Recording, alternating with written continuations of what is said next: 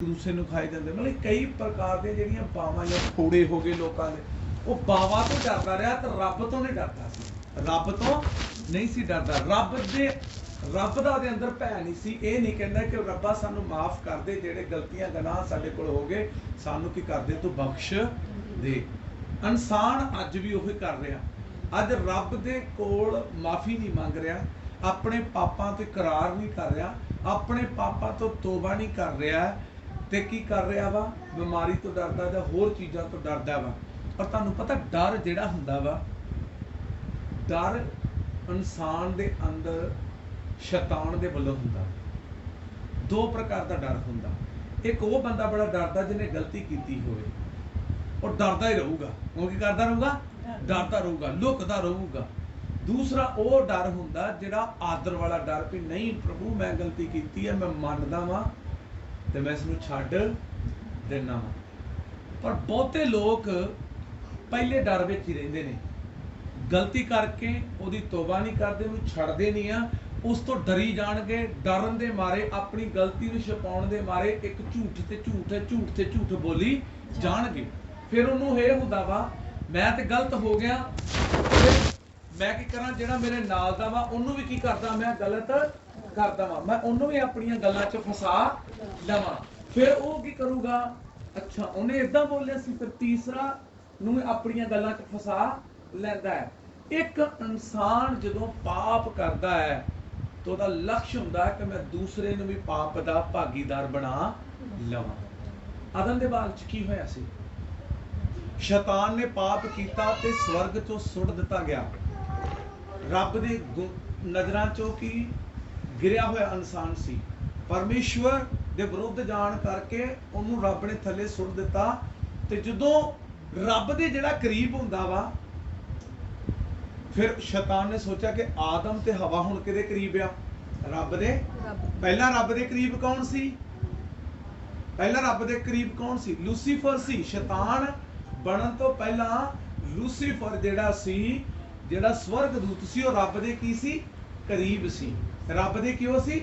ਸਭ ਤੋਂ ਚਹੇਤਾ ਸਵਰਗਦੂਤ। ਜੇ ਕੋਈ ਪੂਰੀ ਬਾਈਬਲ ਦੇ ਵਿੱਚ ਪਾਉਂਦੇ ਆ, ਉਸ ਵੇਲੇ ਸ਼ੈਤਾਨ ਬਣਨ ਤੋਂ ਪਹਿਲਾਂ ਉਹ ਸਭ ਤੋਂ ਚਹੇਤਾ ਕੌਣ ਸੀ? ਪਰਮੇਸ਼ਵਰ ਦਾ ਲੂਸੀਫਰ ਸੀ। ਪਰ ਜਦੋਂ ਲੂਸੀਫਰ ਨੇ ਗਲਤੀ ਕੀਤੀ, ਉਸ ਤੋਂ ਬਾਅਦ ਸਭ ਤੋਂ ਚਹੇਤੇ ਪ੍ਰਭੂ ਦੇ ਕੌਣ ਸਨ? ਆਦਮ ਤੇ ਹਵਾ ਸਨ। ਧਿਆਨ ਦੇ ਨਾਲ ਸੁਣਿਓ, ਅੰਗਰੇਜ਼ੀ ਦੇ ਵਿੱਚ ਇਸ ਨੂੰ ਕਹਿੰਦੇ ਆ ਜ਼ਬਾਨ। ਜਿਹੜੀ ਹੈ ਜ਼ਬਾਨ ਐਸੀ ਚੀਜ਼ ਹੈ ਕਿ ਜੇ ਇਹਨੂੰ ਢੰਗ ਦੇ ਨਾਲ ਬੋਲਿਆ ਜਾਵੇ ਤੇ ਜ਼ਿੰਦਗੀਆਂ ਬਦਲ ਦਿੰਦੀ ਹੈ, ਤੇ ਜੇ ਇਹਨੂੰ ਮਤਲਬ ਕਿ ਜ਼ਹਿਰ ਵਾਲੇ ਸ਼ਬਦਾਂ ਦੇ ਨਾਲ ਬੋਲਿਆ ਜਾਏ ਤੇ ਜ਼ਿੰਦਗੀਆਂ ਕੀ ਹੋ ਜਾਂਦੀਆਂ? ਬਰਬਾਦ ਹੋ ਜਾਂਦੀਆਂ ਨੇ। ਮੈਂ ਅੱਜ ਜ਼ੁਬਾਨ ਦੇ ਉੱਤੇ ਬੋਲਣ ਡਿਆ ਵੀ ਜ਼ੁਬਾਨ ਕਿੰਨੀ ਇੱਕ ਭੈੜੀ ਚੀਜ਼ ਆ ਤੇ ਕਿੰਨੀ ਚੰਗੀ ਵੀ ਹੈਗੀ ਹੈ। ਧਿਆਨ ਨਾਲ ਇੰਗਲਿਸ਼ ਵਿੱਚ ਲਿਖਿਆ, your tongue determine your destination। ਤੁਹਾਡੀ ਟੰਗ ਨਿਰਣੇ ਕਰਦੀ ਹੈ, ਤੁਹਾਡੀ ਜ਼ਬਾਨ ਨਿਰਣੇ ਕਰਦੀ ਹੈ ਕਿ ਤੁਸੀਂ ਕਿਸ ਲਕਸ਼ ਤੱਕ ਜਾਓਗੇ ਜਾਂ ਕਿਸ ਨਿਸ਼ਾਨੇ ਤੱਕ ਜਾਓਗੇ। ਔਰ ਮਾਫ ਕਰਨਾ ਭੈਣਾਂ, ਗੁੱਸਾ ਨਾ ਕਰਨ, ਪਰ ਪਰਮੇਸ਼ਰ ਦੇ ਬਚਨ 'ਚ ਵੀ ਲਿਖਿਆ ਹੈ ਕਿ ਬੁੱਧੀਮਾਨ ਤੀਵੀਂ ਰੱਬ ਦੇ ਵੱਲੋਂ ਮਿਲਦੀ ਹੈ।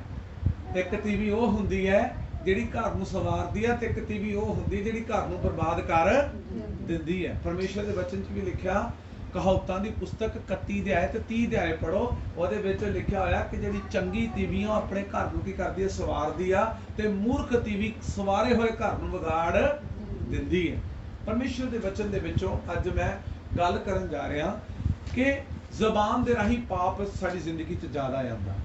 ਜ਼ਬਾਨ ਦੇ ਰਾਹੀਂ ਸਾਡੀ ਜ਼ਿੰਦਗੀ 'ਚ ਪਾਪ ਜ਼ਿਆਦਾ ਆਉਂਦਾ। ਤੇ ਜਦੋਂ ਸਾਡੀ ਜ਼ਿੰਦਗੀ 'ਚ ਪਾਪ ਆਉਂਦਾ ਵਾ, ਤੇ ਸਾਡੀ ਜ਼ਬਾਨ ਜਿਹੜੀ ਹੈ ਆਪ ਤੇ ਪਾਪੀ ਹੋਈ ਹੁੰਦੀ ਹੈ, ਉਹ ਦੂਸਰਿਆਂ ਨੂੰ ਆਪਣੇ ਪਾਪ 'ਚ ਸ਼ਾਮਲ ਕਰਨ 'ਚ ਲੱਗ ਜਾਂਦੀ ਹੈ। ਚਹੇਤਾ ਕੌਣ ਸੀ? ਲੂਸੀਫਰ। ਜਦੋਂ ਉਹ ਪਾਪ 'ਚ ਡਿੱਗਾ ਤੇ 1/3 ਨਾਲ ਸਵਰਗਦੂਤਾਂ ਨੂੰ ਵੀ ਲੈ ਆਇਆ। ਮਤਲਬ ਵੀ ਜਿਹੜੇ ਉਹਦੇ ਨਾਲ ਸਵਰਗਦੂਤ ਸੀ, ਉਹਨਾਂ ਨੂੰ ਵੀ ਪਰਮੇਸ਼ਵਰ ਦੇ ਵਿਰੁੱਧ ਉਹਨਾਂ ਦੇ ਕਰ ਦਿੱਤਾ, ਤੇ ਨਾਲ ਆਪ ਡਿੱਗਾ, ਤੇ ਨਾਲ ਜਿਹੜੇ ਦੂਸਰੇ ਸਵਰਗਦੂਤ ਸਨ ਜਿਹੜੇ ਉਹਦੇ ਗਰੁੱਪ ਦੇ, ਉਹਨਾਂ ਨੂੰ ਵੀ ਪਾਪ ਦਾ ਭਾਗੀਦਾਰ ਬਣਾ ਲਿਆ। ਧਿਆਨ ਦੇ ਨਾਲ ਸੁਣਿਓ, ਗੱਲ ਖੋਲ ਕੇ, ਕੰਨ ਖੋਲ ਕੇ, ਵੀ ਜ਼ਬਾਨ ਜਿਹੜੀ ਹੈ ਉਹਨੂੰ ਕੰਟਰੋਲ 'ਚ ਰੱਖਣਾ ਬਹੁਤ ਜ਼ਰੂਰੀ ਹੈ। ਨਹੀਂ ਤੇ ਜਿਹਦਾ ਤੇ ਬਰਬਾਦ ਹੋਇਆ ਹੀ ਹੋਇਆ, ਉਹ ਤੁਹਾਨੂੰ ਵੀ ਲੈ ਕੇ ਡੁੱਬ ਜਾਵੇਗਾ। ਹਾਲੇਲੂਇਆ। ਆਦ ਹਵਾ ਦੇ ਕੋਲ ਆਇਆ, ਸ਼ੈਤਾਨ ਆਇਆ ਸੱਪ ਦੇ ਰੂਪ ਚ ਹਵਾ ਦੇ ਕੋਲ। ਹਵਾ ਨੂੰ ਉਹਨੇ ਕੀ ਕਿਹਾ, ਤੈਨੂੰ ਪੱਕਾ ਪਤਾ ਵਾ ਜੇ ਪਰਮੇਸ਼ਵਰ ਨੇ ਕਿਹਾ ਸੀ ਤੂੰ ਫਲ ਖਾਵੇਂਗੀ ਤੇ ਮਰ ਜਾਵੇਂਗੀ। ਆਪਣੀਆਂ ਗੱਲਾਂ 'ਚ ਕੀ ਕਰ ਲਿਆ ਉਹਨੇ, ਫਸਲਾ। ਆਪਣੀਆਂ ਗੱਲਾਂ 'ਚ ਕਰ ਲਿਆ, ਫਸਲਾ ਲਿਆ। ਆਦਮ ਹਵਾ ਨੇ ਜਦੋਂ ਫਲ ਖਾਦਾ ਤੇ ਕਿਹਨੂੰ ਦਿੱਤਾ, ਆਪ ਤੇ ਖਾਦਾ ਤੇ ਕਿਹਨੂੰ ਦਿੱਤਾ, ਆਦਮ ਨੂੰ। ਮਤਲਬ ਇੱਕ ਬੰਦਾ ਪਾਪ 'ਚ ਡਿੱਗਾ, ਫਿਰ ਦੂਸਰਾ ਡਿੱਗਾ, ਫਿਰ ਤੀਸਰਾ ਡਿੱਗਾ। ਜਿਹੜੇ ਜਿਹੜੇ ਰੱਬ ਦੇ ਚਹੇਤੇ ਸੀ, ਰੱਬ ਨੂੰ ਪਿਆਰ ਕਰਨ ਵਾਲੇ ਸੀ, ਇੱਕ ਆਪਣੀ ਨਾ ਗਲਤੀ ਮੰਨਣ ਦੇ ਕਾਰਨ ਦੂਸਰਿਆਂ ਨੂੰ ਵੀ ਆਪਣੇ ਪਾਪ ਦੇ ਵਿੱਚ ਭਾਗੀਦਾਰ ਬਣਾਈ। ਹਾਲੇਲੂਇਆ। ਹੁਣ ਅਸੀਂ ਵਚਨ ਪੜਾਂਗੇ। ਪਰਮੇਸ਼ਵਰ ਦਾ ਪਵਿੱਤਰ ਕਲਾਮ ਸਾਨੂੰ ਜ਼ਬਾਨ ਦੇ ਪ੍ਰਤੀ ਕੀ ਕੀਤਾ। ਯਾਕੂਬ ਦੀ ਪੱਤਰੀ ਉਹਦਾ 3 ਅਧਿਆਏ ਉਹਦੀ 1 ਆਇਤ ਤੋਂ ਪੜਾਂਗੇ ਕਿ ਪਰਮੇਸ਼ਵਰ ਦੇ ਵਚਨ ਦੇ ਵਿੱਚ ਸਾਨੂੰ ਰੱਬ ਕੀ ਕਹਿੰਦਾ ਹੈ।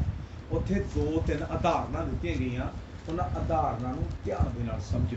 ਹਾਂ, ਯਾਕੂਬ ਦੀ ਪੱਤਰੀ ਉਹਦਾ 3 ਅਧਿਆਏ ਉਹਦੀ 1 ਆਇਤ ਤੋਂ ਪੜਾਂਗੇ। ਹਾਂ, हे ਮੇਰੇ ਭਰਾਵੋ, हे ਮੇਰੇ ਭਰਾਵੋ, ਬਾਹਲੇ ਉਪਦੇਸ਼ਕ ਨਾ ਬਣੋ। ਬਹੁਤੇ ਉਪਦੇਸ਼ਕ।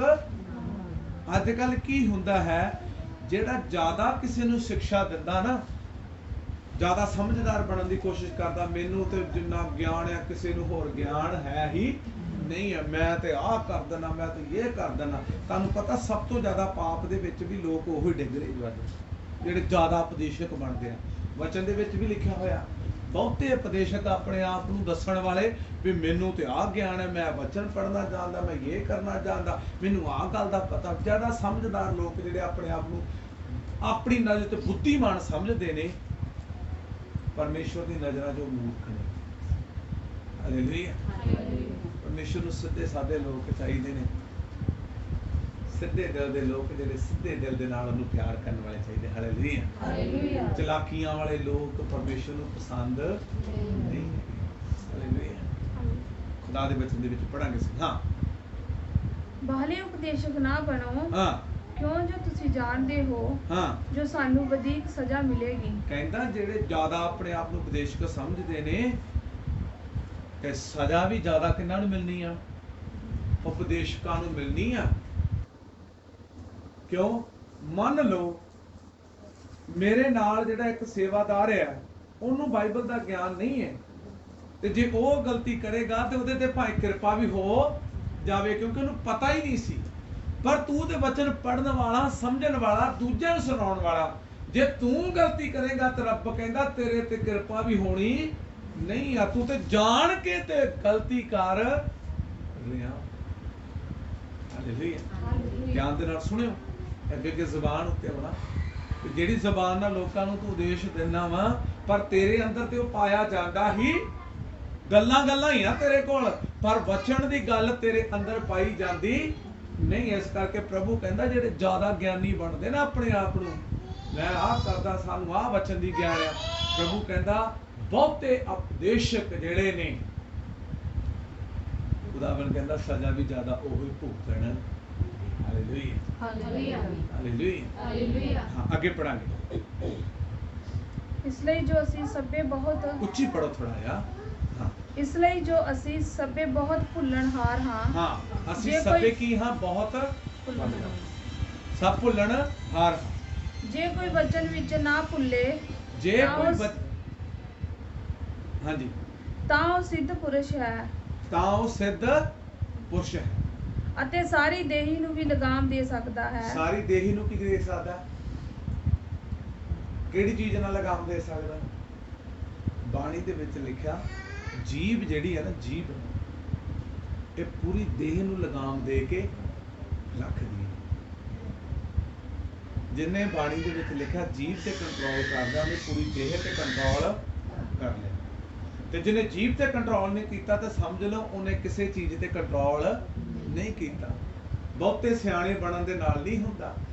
ਬਾਣੀ ਦੇ ਵਿੱਚ ਲਿਖਿਆ ਜੀਭ ਤੇ ਕੰਟਰੋਲ ਕਰਨ ਵਾਲਾ ਹੀ ਆਦਮੀ ਸਿਆਣਾ ਪੁਰਖ ਮੰਨਿਆ ਜਾਂਦਾ ਹੈ। ਬਹੁਤੇ ਰੋਜ਼ੇ ਰੱਖਣਾ, ਬਹੁਤੀਆਂ ਦਵਾਵਾਂ ਕਰਨਾ, ਬਹੁਤੇ ਬਾਈਬਲ ਪੜ੍ਹਨ ਵਾਲੇ ਸਵਰਗ 'ਚ ਨਹੀਂ ਜਾਣੇ। ਉਹ ਲੋਕ ਜਾਣੇਗੇ ਜਿਹੜੇ ਆਪਣੀ ਜ਼ਬਾਨ ਨੂੰ ਸ਼ੁੱਧ ਰੱਖਦੇ ਨੇ। ਹਾਲੇਲੂਇਆ। ਹਾਲੇਲੂਇਆ। ਕਿਉਂਕਿ ਬਾਣੀ ਦੇ ਵਿੱਚ ਲਿਖਿਆ ਨਦੀ ਦੇ ਵਿੱਚੋਂ ਇੱਕ ਨਦੀ 'ਚ ਦੋ ਪ੍ਰਕਾਰ ਦਾ ਪਾਣੀ ਨਹੀਂ ਆਉਂਦਾ। ਅੱਗੇ ਪੜਾਂਗੇ, ਧਿਆਨ ਦੇ ਨਾਲ ਸੁਣਿਓ। ਹਾਂ, ਜਦੋਂ ਅਸੀਂ ਘੋੜਿਆਂ ਦੀਆਂ ਲਗਾਮਾਂ ਉਹਨਾਂ ਦੇ ਮੂੰਹ ਵਿੱਚ ਦਿੰਦੇ ਹਾਂ, ਜਿੱਦਾਂ ਕਹਿੰਦਾ ਘੋੜੇ ਦੀ ਲਗਾਮ ਨੂੰ ਉਹਦੇ ਮੂੰਹ 'ਚ ਪਾ ਦੋ ਤੇ ਜਿੱਧਰ ਨੂੰ ਲਗਾਮ ਖਿੱਚੋ ਤੇ ਘੋੜਾ ਮੁੜ। ਹਾਲੇਲੂਇਆ। ਲਗਾਮ ਕਿਹਦੇ ਹੱਥ ਵਿੱਚ ਆ? ਘੋੜੇ ਨੂੰ ਚਲਾਉਣ ਵਾਲੇ ਦੇ। ਤੇ ਜਿੱਧਰ ਨੂੰ ਉਹਦੀਆਂ ਕਿਹੜੀਆਂ ਬ੍ਰੇਕਾਂ ਹੁੰਦੀਆਂ ਘੋੜੇ ਦੀਆਂ, ਔਰ ਜਿੱਧਰ ਨੂੰ ਲਗਾਮ ਖਿੱਚਦੇ ਆ ਤੇ ਉਧਰ ਨੂੰ ਮੁੜ ਜਾਂਦਾ ਹੈ। ਤੇ ਜਿੱਧਰ ਨੂੰ ਮੋੜਨਾ ਚਾਹੁੰਦੇ ਆ ਲਗਾਮ ਦੇ ਨਾਲ ਮੁੜ ਜਾਂਦਾ। ਪ੍ਰਭੂ ਕਹਿੰਦਾ ਇਸੇ ਪ੍ਰਕਾਰ ਇਨਸਾਨਾ ਤੇਰੀ ਜ਼ਬਾਨ ਆ, ਜੇ ਤੈਨੂੰ ਚੰਗੇ ਪਾਸੇ ਮੋੜੇਗਾ ਤੇ ਚੰਗੇ ਪਾਸੇ ਮੁੜ ਜਾਵੇਗੀ, ਜੇ ਤੈਨੂੰ ਮਾੜੇ ਪਾਸੇ ਮੋੜੇਗਾ ਤੇ ਮਾੜੇ ਪਾਸੇ ਮੁੜ। ਹਾਲੇਲੂਇਆ। ਹਾਲੇਲੂਇਆ। ਹਾਲੇਲੂਇਆ। ਹਾਲੇਲੂਇਆ। ਬਹੁਤੇ ਲੋਕ ਆਪਣੇ ਘਰ ਨੂੰ ਜ਼ਬਾਨ ਦੇ ਨਾਲ ਬਰਬਾਦ ਕਰ ਲੈਂਦੇ ਨੇ। ਕਿਉਂਕਿ ਖੁਦਾ ਦੇ ਵਚਨ ਦੇ ਵਿੱਚ ਲਿਖਿਆ, ਯਹੂਦਾ ਇਸਕਰੀਓਤ ਨੇ ਜਦੋਂ ਗਲਤੀ ਕੀਤੀ ਤੇ ਜ਼ਬਾਨ ਕਰ ਬੈਠਾ ਸੀ ਉਹ ਕਿ ਮੈਨੂੰ 30 ਸਿੱਕੇ ਦੇ ਦਿਓ ਤੇ ਮੈਂ ਯਿਸੂ ਨੂੰ ਕੀ ਕਰ ਦੇਵਾਂਗਾ, ਫੜਾ। ਲਾਲਚ ਦਾ ਪੈਸਾ ਨਾ ਪੈਸੇ ਰਹੇ ਤੇ ਨਾ ਆਪ ਰਿਹਾ, ਤੇ ਪ੍ਰਭੂ ਨੇ ਮ੍ਰਿਤਿੂ ਤੇ ਜੈ ਪਾ ਕੇ ਤੇ ਸਾਰੇ ਜਗਤ ਨੂੰ ਜਿੱਤ ਲਿਆ। ਹਾਲੇਲੂਇਆ। ਹਾਲੇਲੂਇਆ। ਗਹੇਜੀ ਨੇ ਪ੍ਰਭੂ ਦੇ ਪੈਸਿਆਂ ਦਾ ਲਾਲਚ ਕੀਤਾ ਸੀ। ਅਲੀਸ਼ਾ ਨੇ ਆਖਿਆ ਮੈਨੂੰ ਨਹੀਂ ਪੈਸੇ ਚਾਹੀਦੇ ਜਿਹੜੇ ਸੋਨਾ ਚਾਂਦੀ ਲਬਾਨ ਲੈ ਕੇ ਆ ਨਾ, ਸੋਨਾ ਚਾਂਦੀ ਲੱਦ ਕੇ ਲੈ ਕੇ ਆਇਆ ਵਾ ਨਮਾਨ ਨਾਮ ਦਾ ਕੋੜੀ, ਉਹਨੂੰ ਕਿਹਾ ਵੀ ਮੈਨੂੰ ਪੈਸੇ ਦੀ ਲੋੜ ਨਹੀਂ, ਤੇ ਪੈਸਾ ਲੈ ਜਾ। ਤੇ ਗਹੇਜੀ ਪ੍ਰਭੂ ਦਾ ਅਲੀਸ਼ਾ ਦਾ ਨੌਕਰ ਸੀ, ਤੇ ਗਹੇਜੀ ਨੇ ਜਾ ਕੇ ਉੱਤੋਂ ਦੀ ਜਾ ਕੇ ਉਹਨੂੰ ਕਹਿੰਦਾ, ਨਮਾਨ ਨੂੰ ਕਹਿੰਦਾ, ਗੁਰੂ ਕਹਿੰਦਾ ਉਹ ਸਾਰਾ ਜਿੰਨਾ ਸੋਨਾ ਚਾਂਦੀ ਆ ਵੀ ਗਹੇਜੀ ਦੇ ਘਰ ਪਹੁੰਚਾ ਦੋ। ਕਿਹਦੇ ਘਰ ਪਹੁੰਚਾ ਦੋ? ਗਹੇਜੀ ਦੇ ਘਰ ਪਹੁੰਚਾ ਦੋ। ਅਲੀਸ਼ਾ ਨੇ ਏਦਾਂ ਕਿਹਾ ਨਹੀਂ ਸੀ, ਪਰ ਬਾਣੀ ਦੇ ਵਿੱਚ ਲਿਖਿਆ ਕਿ ਜਿਹੜਾ ਨਮਾਨ ਨਵੀ ਦਾ ਨਮਾਨ ਕੋੜੀ ਦਾ ਕੋੜ ਸੀ, ਜਿਹੜਾ ਸੀ ਉਹ ਕੋੜ ਸਾਰਾ ਸਾਰਾ ਕਿਤੇ ਤੇ ਆ ਗਿਆ, ਗਹੇਜੀ ਤੇ ਆ ਗਿਆ। ਕਹਿਣ ਦਾ ਮਤਲਬ ਹੈ ਤੁਹਾਡੀ ਜ਼ਬਾਨ ਜੋ ਕਹਿੰਦਾ, ਅਲੀਸ਼ਾ ਨੇ ਤਾਂ ਕਹਿਤਾ ਭਾਈ ਸਾਨੂੰ ਤੇਰੇ ਪੈਸੇ ਦੀ ਲੋੜ ਨਹੀਂ ਆ, 7 ਚੁੰਬੀਆਂ ਮਾਰ ਕੇ ਜਰਦਨ ਚੋਂ ਠੀਕ ਹੋ ਜਾਵੇਗਾ। ਪਰ ਜ਼ੁਬਾਨ ਨੇ ਕੀ ਕਰ ਦਿੱਤਾ? ਮੋੜ, ਗਲਤ ਮੋੜ। ਬੋਲਣਾ ਕੀ ਸੀ? ਜਾ ਨਮਾਨ 7 ਚੁੰਬੀਆਂ ਮਾਰ ਲੈ, ਜਰਦਨ ਚ ਤੂੰ ਠੀਕ ਹੋ ਜਾਏਗਾ ਤੇ ਸੋਨਾ ਚਾਂਦੀ ਵਾਪਸ ਲੈ ਜਾ। ਤੇ ਗਹੇਜੀ ਨੇ ਜਾ ਕੇ ਕੀ ਆਖਿਆ? ਗੁਰੂ ਨੇ ਤਾਂ ਲਿਆ ਨਹੀਂ ਆ, ਇਹਨੂੰ ਕਿ ਇਹ ਤਾਂ ਲੈਂਦਾ ਨਹੀਂ ਆ ਤੇ ਅਸੀਂ ਲੈ ਲੈਨੇ ਆ। ਨਾਲੇ ਤੇ ਕੋੜ ਖਾਦਾ, ਨਾਲੇ ਜ਼ਬਾਨ ਦੇ ਨਾਲ ਆਪਣੇ ਜੀਵਨ ਨੂੰ ਪਾਪ ਦਾ ਭਾਗੀਦਾਰ ਬਣਾ। ਹਾਲੇਲੂਇਆ। ਜ਼ਬਾਨ ਜਿਹੜੀ ਆ ਪਰਮੇਸ਼ਵਰ ਦੇ ਵਚਨ 'ਚ ਲਿਖਿਆ, ਜਿੱਧਰ ਨੂੰ ਮੋੜਦੇ ਆ ਉਧਰ ਨੂੰ ਮੁੜ ਜਾਂਦੀ ਹੈ। ਹਾਲੇਲੂਇਆ। ਹਾਲੇਲੂਇਆ। ਇਹ ਵਸ ਕਿਹਦੇ ਵਿੱਚ ਹੈ? ਬਾਣੀ ਦੇ ਵਿੱਚ ਲਿਖਿਆ ਜ਼ਬਾਨ ਸਾਰੇ ਸਰੀਰ ਨੂੰ ਕੀ ਕਰ ਲੈਂਦੀ ਆ? ਵਸ ਵਿੱਚ ਕਰ ਲੈਂਦੀ। ਅੱਗੇ ਪੜਾਂਗੇ। ਹਾਂ, ਵੇਖੋ ਜਹਾਜ਼ ਵੀ ਭਾਵੇਂ ਕਿੱਡੇ ਕਿੱਡੇ ਵੱਡੇ, ਕਹਿੰਦਾ ਜਹਾਜ਼ ਵੇਖੋ ਕਿੱਡੇ ਕਿੱਡੇ ਵੱਡੇ ਹੁੰਦੇ ਨੇ ਅਤੇ ਡਾਢੀਆਂ ਹਨੇਰੀਆਂ ਨਾਲ ਡੁਬਾਏ ਜਾਂਦੇ ਹਨ, ਹਾਂ, ਤਾਂ ਵੀ ਛੋਟੇ ਜਿਹੇ ਪਤਵਾਰ ਨਾਲ ਜਿੱਧਰ ਪਤਵਾਰ ਸਮਝਦੇ ਮਰਜ਼ੀ ਜਿਹੜਾ ਸਟੀਅਰਿੰਗ ਹੁੰਦਾ ਉਹਦੇ ਕੋਲ, ਜਾਂ ਉਹ ਥੱਲੇ ਕੁੰਡੇ 'ਚ ਸੁੱਟ ਦਿੰਦੇ ਨੇ, ਜਿਹਦੇ ਨਾਲ ਜਹਾਜ਼ ਕਰ ਦਿੰਦਾ ਵਾ, ਹਿਲ ਜੁਲ ਕਰਨੀ ਕੀ ਕਰ ਦਿੰਦਾ ਵਾ? ਬੰਦ ਕਰ ਦਿੰਦਾ, ਤੇ ਤੂਫਾਨਾਂ ਦੇ ਵਿੱਚ ਵੀ ਕੰਟਰੋਲ 'ਚ ਆ ਜਾਂਦਾ ਵਾ। ਪੁਰਾਣੇ ਸਮੇਂ 'ਚ ਜਿਹੜੇ ਜਹਾਜ਼ ਹੁੰਦੇ ਸੀ ਉਹਨਾਂ ਦੇ ਕੱਪੜੇ ਸੁੱਟ ਦਿੰਦੇ ਹੁੰਦੇ ਸੀ। ਉਹ ਕੱਪੜੇ ਦੇ ਨਾਲ, ਹਨੇਰੀ ਦੇ ਨਾਲ ਕੀ ਹੁੰਦਾ ਸੀ? ਉਹ ਜ਼ੋਰ ਪੈਂਦਾ ਸੀ ਤੇ ਜਿਹੜਾ ਹਨੇਰੀ ਨੂੰ ਕੰਟਰੋਲ ਕੀਤਾ ਜਾਂਦਾ ਸੀ। ਹਾਲੇਲੂਇਆ। ਹਾਲੇਲੂਇਆ।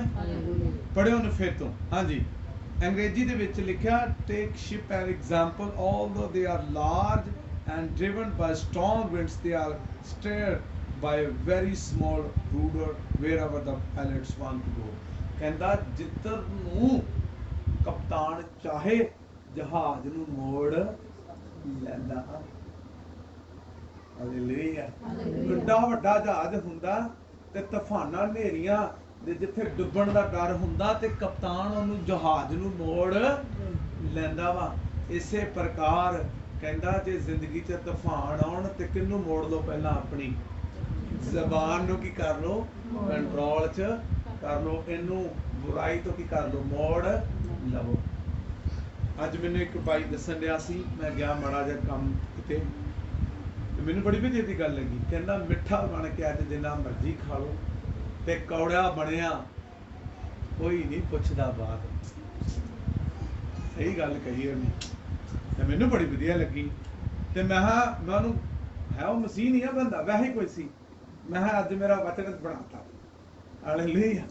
ਅੱਜ ਮੈਂ ਤਾਂ ਵੈਸੇ ਗਿਆ ਸੀ ਕੁਝ ਕੰਮ ਦੇ ਲਈ, ਮੈਂ ਰੱਬਾ ਅੱਜ ਤੋਂ ਮੈਨੂੰ ਉਹ ਭਾਈ ਦੇ ਰਾਹੀਂ ਵਚਨ ਤੋਂ ਗੱਲ ਕਰ ਗਿਆ। ਸਹੀ ਗੱਲ ਕਹੀ ਹੈ ਵੀ ਜ਼ਬਾਨ ਨੂੰ ਜਿੱਧਰ ਨੂੰ ਮੋੜੋਗੇ ਉਧਰ ਨੂੰ ਮੋੜ ਜਾਂਦੀ ਹੈ। ਉਹਨੇ ਕਿਹਾ ਮਿੱਠਾ ਬਣ ਕੇ ਖਾ ਲਓ।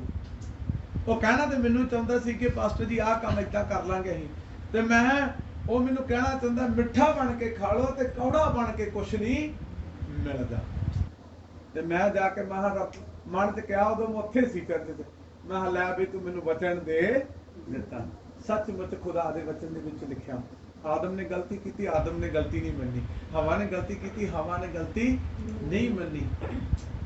ਤੇ ਆਪਣੀ ਜ਼ਬਾਨ ਦੇ ਕਾਰਨ ਉਲਟਾ ਕੀ ਕਿਹਾ, ਪ੍ਰਭੂ ਜਿਹੜੀ ਤੀਵੀਂ ਤੂੰ ਮੈਨੂੰ ਦਿੱਤੀ ਆ, ਇਹਨੇ ਮੈਨੂੰ ਫਲ, ਨਾਲੇ ਕਸੂਰ ਕਿਹਦਾ?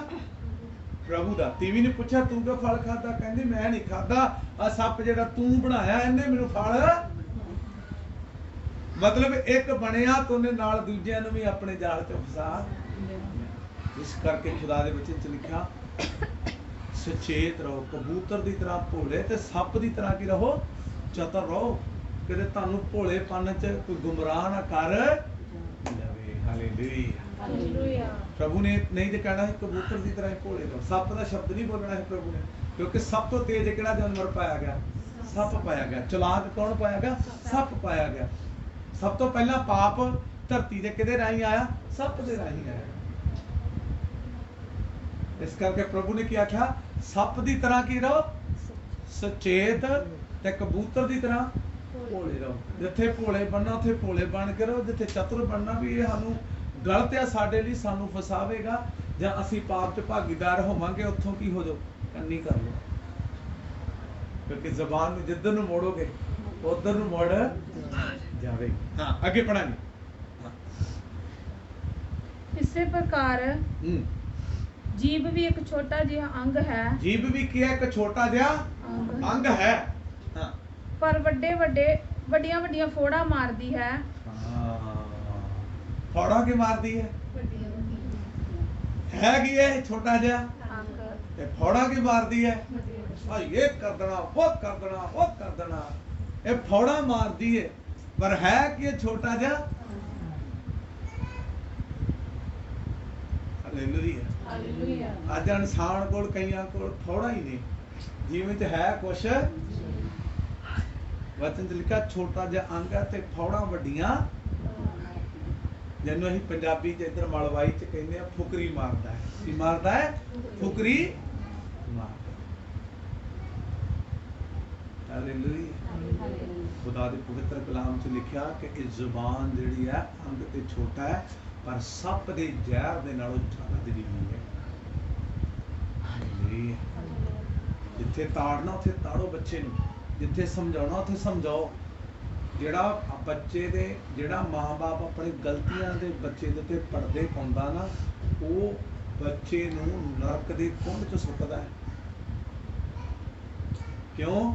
ਕਿਉਂਕਿ ਇੱਕ ਦਿਨ ਉਹਨੇ ਐਡੀ ਵੱਡੀ ਗਲਤੀ ਕਰ ਦੇਣੀ ਆ, ਤੇ ਨਾ ਇੱਜ਼ਤ ਰਹਿਣੀ ਆ, ਤੇ ਨਾ ਮੂੰਹ ਤੋਂ ਬੋਲਿਆ ਹੋਈਆਂ ਫੌੜਾ ਰਹਿ ਜਾਣੀਆਂ। ਇਸ ਕਰਕੇ ਵਚਨ ਦੇ ਵਿੱਚ ਲਿਖਿਆ, ਜਦੋਂ ਬੱਚਾ ਗਲਤੀ ਕਰਦਾ ਤਾਂ ਉਹਨੂੰ ਤਾੜ ਦੇ। ਹਾਲੇਲੂਇਆ। ਲਿਖਿਆ ਤੇਰੇ ਮਾਰਨ ਦੇ ਨਾਲ ਉਹਨੇ ਮਰਨਾ ਨਹੀਂ ਆ, ਪਰ ਤੇਰੀ ਝਿੜਕ ਦੇ ਨਾਲ ਉਹ ਸੁਧਰ ਜ਼ਰੂਰ ਜਾਵੇ। ਵਚਨ ਦੇ ਵਿੱਚ ਇਹ ਵੀ ਲਿਖਿਆ ਆ, ਕਹਿੰਦਾ ਮਿੱਠੀਆਂ ਚੋਪੜੀਆਂ ਗੱਲਾਂ ਦੇ ਨਾਲੋਂ ਕੌੜੀ ਗੱਲ ਬੋਲਣੀ ਮੈਂ ਚੰਗੀ।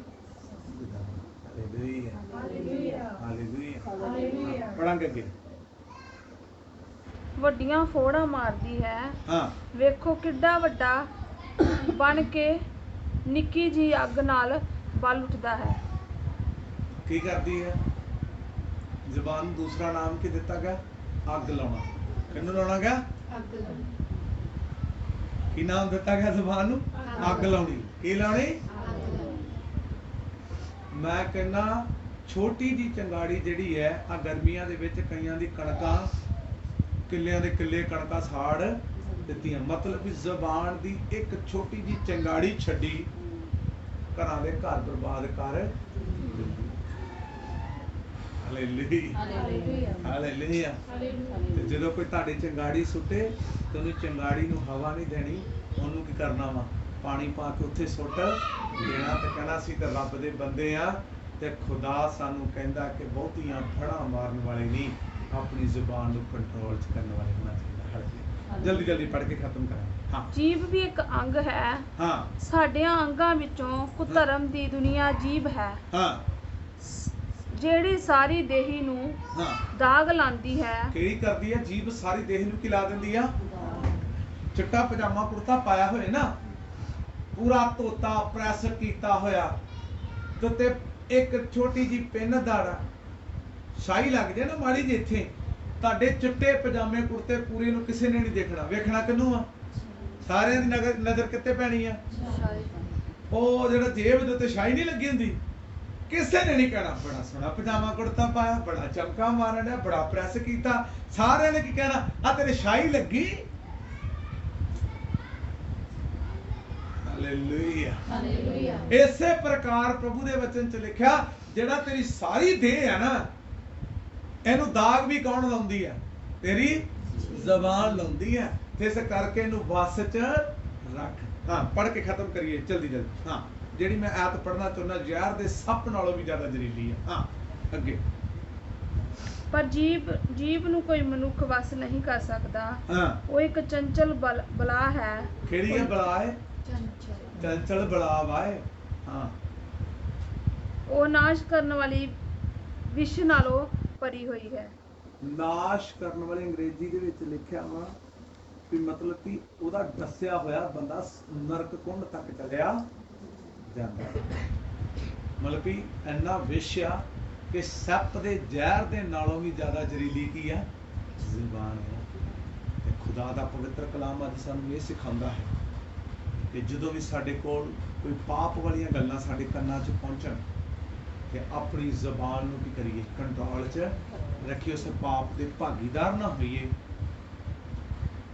ਤੇ ਆਪਣੇ ਆਪ ਨੂੰ ਵਸ ਕਰੀਏ। ਤੇ ਪਾਪ ਤੇ ਬੁਰਾਈ ਨੂੰ ਬੋਲਣ ਤੋਂ ਆਪਣੀ ਜ਼ੀਭ ਨੂੰ ਕੀ ਰੱਖੀਏ?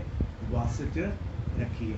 ਤੇ ਵਚਨ ਦੇ ਵਿੱਚ ਲਿਖਿਆ, ਜਿਹਨੇ ਆਪਣੀ ਜੀਭ ਨੂੰ ਵਸ ਕਰ ਲਿਆ, ਉਹਨੇ ਪੂਰੀ ਦੇਹ ਨੂੰ ਕੀ ਕਰ ਲਿਆ? ਆਪਣੇ ਵਸ ਕਰ ਲਿਆ। ਜੇ ਅੱਜ ਆਪਣੀ ਜ਼ੁਬਾਨ ਨੂੰ ਅਸੀਂ ਵਸ ਕਰ ਲਿਆ ਤੇ ਪੂਰੀ ਦੇਹ ਨੂੰ ਵਸ ਕਰ ਲਿਆ। ਤੇ ਮੈਨੂੰ ਸਮਝ ਨਹੀਂ ਆਉਂਦੀ, ਜਿਹੜੀ ਜ਼ੁਬਾਨ ਦੇ ਨਾਲ ਅਸੀਂ ਰੱਬ ਦੀ ਹੋਸਨਾ, ਸਤੁਤੀ, ਮਹਿਮਾ ਗਾਉਂਦੇ ਹਾਂ, ਉਸੇ ਜ਼ੁਬਾਨ ਦੇ ਨਾਲ ਅਸੀਂ ਗੰਦੀਆਂ ਗੱਲਾਂ, ਪਾਪ, ਵਿਚਾਰ ਅਤੇ ਬੁਰਾਈਆਂ ਤੇ ਚੁਗਲੀਆਂ ਤੇ ਠੱਗੀਆਂ ਤੇ ਧੋਖੇ ਧੜੀ ਦੀਆਂ ਗੱਲਾਂ ਕਰਦੇ ਹਾਂ। ਤੇ ਫਿਰ ਕਿਹੜੇ ਰੱਬ ਨੂੰ ਤੁਸੀਂ ਪ੍ਰਸੰਨ ਕਰਦੇ ਜੋ?